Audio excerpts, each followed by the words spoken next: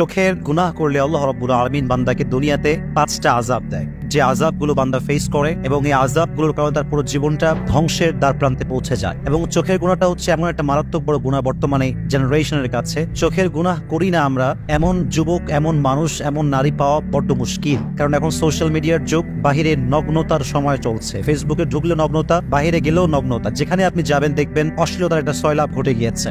যদি আপনি চোখের গুনাহ করেন, like you watch pornography and you watch blue films or Hindi cinema, আপনি চোখের গুনাহ করছেন, চোখের পাপ করছেন। আপনি যদি ব্লু ফিল্ম দেখেন, অশ্লীল ভিডিও দেখেন, খারাপ কোনো বাজে জিনিস দেখেন যেটা ইসলাম নিষেধ করেছে, আপনার জীবনের সর্বপ্রথম যে আযাব আপনি ফেস করবেন সেটা হচ্ছে there will be no barakah in your রিজিক। আপনার জীবনের যে রিজিক আছে, আয়ের যে বরকত আছে, যে সোর্স আছে, এখানে আপনি বরকত খুঁজে পাবেন না। মনে রাখবেন, বরকত মানে হচ্ছে টাকা আমার ইনকাম কম হতে পারে, বাট এটা লং লাস্ট হবে, এটার একটা বরকত থাকবে, এটার একটা সৌন্দর্য থাকবে। অনেকে দেখবেন 10 লাখ টাকা ইনকাম করে, বাট 10 দিনে শেষ হয়ে যায়। অনেকে 10,000 টাকা ইনকাম করে, বাট মাস শেষে সেভিং থাকে, সেভিংস করতে পারে তারা। তাহলে বোঝা গেল 10 লাখ টাকা যদি বরকত না থাকে তার কোনো দাম নাই, বাট 10,000 টাকা যদি বরকত থাকে এটার দাম আছে না নাই? বরকত এটা হচ্ছে it's like a blessing in your life. আমাদের জীবনে বরকতটা হচ্ছে একটা নিয়ামত। আর হাদিসে এসেছে ইযা কুনতা ফি নিয়ামাতিন, যখন তুমি কোনো নিয়ামতে আছো, আল্লাহ তোমায় কোনো নিয়ামত দিয়েছে, এটার কদর তুমি করতে শেখো। যদি তুমি গুনাহ করতে থাকো, মাথায় রেখো ফাইন্না যুনুব তাযিলুন নিয়াম, তোমার জীবনের গুনাহ অন্যায় তোমাকে সমস্ত নিয়ামত থেকে দূরে সরিয়ে দিবে। তাহলে চোখের গুনাহ হচ্ছে একটা অন্যায়, আর রিজিক হচ্ছে একটা নিয়ামত। যে অন্যায় করে, গুনাহ করে, তার নিয়ামত আল্লাহ তাআলা ছিনিয়ে নেয়, কেড়ে নেয়। 2 নাম্বার, কোন বান্দা যদি চোখের অন্যায় করে, তার 2 নাম্বার আযাব হচ্ছে তার জীবনে ভালো কাজে কোনো বরকত থাকবে না, ভালো কাজে কোনো মন থাকবে না, কোনো ইন্টারেস্ট থাকবে না। কাজ করবে ভালো, বাট কোনো ইন্টারেস্ট থাকবে না। এটা একটু ভালো করে বোঝাবার ট্রাই করি। ইন্টারেস্ট বলতে শান্তি, ভালো কাজে একটা মানসিক শান্তি আছে না নাই? আচ্ছা, মনে করেন আপনার বয়স যখন মাত্র 7-8, তখন দেখবেন, খেয়াল করবেন যে বাচ্চারা খুব দৌড়ে দৌড়ে মক্তবে যায়, সিবারা পড়তে চায়, আলিফ বাতা খুব শখ করে পড়ে, সূরা মুখস্থ করলে সবাইকে শোনায় বেড়ায়। কারণ তার জীবনে কোনো গুনাহ আজ পর্যন্ত সে করে নাই, তাই তার ভালো কাজে একটা মনোযোগ আছে। এই যে ছোট্ট বাচ্চারা হাফেজ হয়ে যায় অল্প বয়সে, কেন? তাদের ভেতরে একটা কাজের শান্তি আছে, আল্লাহ নিয়ামতটা দিয়েছে। কেন? সে এখনো চোখের গুনাহ বোঝে না, হাতের গুনাহ বোঝে না, কোনো গুনাহ সে বোঝে না, তাই তার ভালো কাজে একটা বরকত আছে না নাই? আর একটা কথা মাথায় রাখবেন, যখন আপনি চোখের গুনাহ করতে থাকেন, আপনার ভালো কাজে মনোযোগ বা ইন্টারেস্ট কেন থাকে না? এর কারণটা হচ্ছে এই, মাথায় রাখবেন, যে ব্যক্তি হারাম কাজ করতেই থাকে, একটা পর্যায়ে গিয়ে তার হৃদয়টা শক্ত হয়ে যায়, ফলে তার কাছে গুনাহ আর গুনাহ মনে হয় না। গুনাহ করে, বাট গুনাহ করে যে একটা রিয়েলাইজেশন আছে, একটা অনুধাবন আছে, এটা আর থাকে না, ফলে তার অন্তরটা শক্ত হয়ে যায়। আর যার অন্তর শক্ত হয়ে যায়, তার ভালো কাজে কোনো ইন্টারেস্ট থাকতে পারে। তাহলে বোঝা গেল, আপনি যদি চোখের গুনাহ করতেই থাকেন, আপনার যে ভালো কাজে একটা আগ্রহ, এটা কমে যাবে। যদি আপনি চোখের গুনাহ করতেই থাকেন, যদি এরকম চলতেই থাকে, চোখের গুনাহ হতেই থাকে, গ্রাজুয়ালি আপনার যে মেমোরি লেভেল, আপনার যে স্মরণ শক্তি, এটা আপনার স্মরণ শক্তিকে কমায় দিবে। আপনার স্মরণ শক্তি যদি আগে ছিল 100%, এটা লো হতে হতে 10%-এও আসতে পারে। এবং হাদিসও তাই বলে, যখন কোনো মানুষ চোখ দিয়ে গুনাহ করে, চোখ দিয়ে বাজে অশ্লীল ভিডিও বা বাজে জিনিস দেখে, যেটা ইসলাম পরিপূর্ণ নিষেধ করেছে, আল্লাহ রাব্বুল আলামিন তার ব্রেনের যে অ্যাক্টিভিটি লেভেল, এটাকে লো করে দেয়। আপনি দেখবেন একজন বাচ্চা যার বয়স 8 থেকে 9, অনেক ইতিহাস আছে এরকম, কোন বাচ্চা 30 দিনে হাফেজ হয়ে গেছে, কোন বাচ্চা 15 দিনে হাফেজ হয়ে গেছে, কোন বাচ্চা 1 মাসে হাফেজ হয়ে গেছে, কোন বাচ্চা 1.5 মাসে হাফেজ হয়ে গিয়েছে। এরকম নিউজ বাংলাদেশ সহ গোটা বিশ্বে আছে না নাই? কারণ তার চোখের গুনাহ নাই, তার ব্রেনের অ্যাক্টিভিটি লেভেল হচ্ছে খুবই হাই, সে একবার পড়লেই মুখস্থ হয়ে যায়। দেখবেন যাদের বয়স বাড়তে শুরু করে, গুনাহ বাড়তে শুরু করে, আর যত গুনাহ বাড়তে শুরু করে, দেখবেন স্মরণ শক্তি কমে আসে। অনেকে বলে, হুজুর আমি পড়ি, বাট মনে থাকে না। হলে যাওয়ার আগে অনেক পড়েছি, এক্সাম হলে যাওয়ার আগে, বাট হলে গিয়ে ভুলে গেছি। কেন ভুলে গেছে? ইটস বিকজ চোখের গুনাহ। চোখের গুনাহ যে যত বেশি করে, তার ব্রেন শক্তি তত বেশি কমে আসে। আল্লাহ রাব্বুল আলামিন সবাইকে চোখের গুনাহ থেকে হেফাজত করুক, সকলেই পড়া আমিন।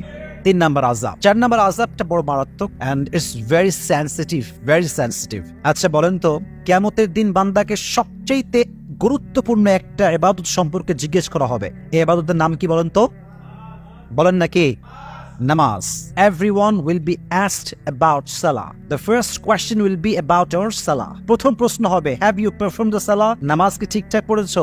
This will be the first question in the day of judgment. কিয়ামতের কঠিন ময়দানে প্রথম কোয়েশ্চেন বা প্রথম প্রশ্ন হবে নামাজ সম্পর্কে। হাদিসে এসেছে যে ব্যক্তি চোখের গুনাহ করতেই থাকে, আল্লাহ রাব্বুল আলামিন তার নামাজে যে মনোযোগটা ছিল এই নামাজে মনোযোগটা কেড়ে নেয়। নামাজে আর তার কোনো মনোযোগ থাকে না। আস্তে আস্তে তার নামাজটা মিনিংলেস নামাজ হয়ে যায়। কেমন মিনিংলেস?